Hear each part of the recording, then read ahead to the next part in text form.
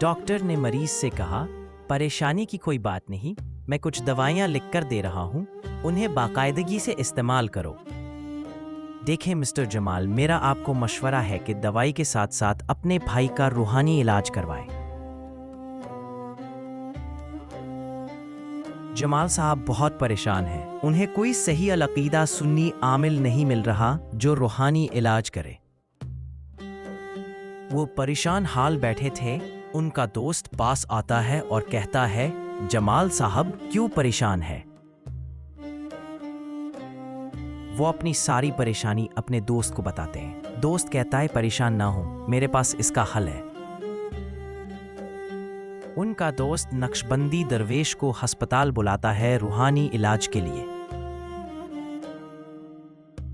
کمال احمد جو کہ مریض ہیں اپنا سارا معاملہ نقشبندی درویش کو بتاتے ہیں۔ ساتھ ان کے والد محترم بھی موجود ہیں جو اپنے بیٹے سے بے پناہ محبت کرتے ہیں۔ نقشبندی درویش اپنے شیخ کامل کے اجازت شدہ دم سے مریض کا روحانی علاج کرتا ہے۔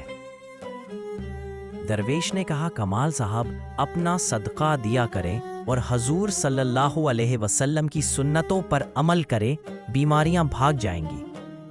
کمال صاحب نے نیت کا اظہار کرتے ہوئے کہا، آئندہ سنتوں کے مطابق زندگی گزاروں گا اور راہ خدا میں مال خرچ کروں گا۔ صدقہ دینے کی برکت سے کمال احمد کچھ دنوں میں صحت یاب ہو جاتے ہیں اور ان کے چہرے پر مسکراہٹ ہے۔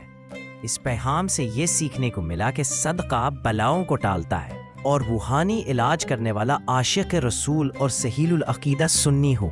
جزاک اللہ۔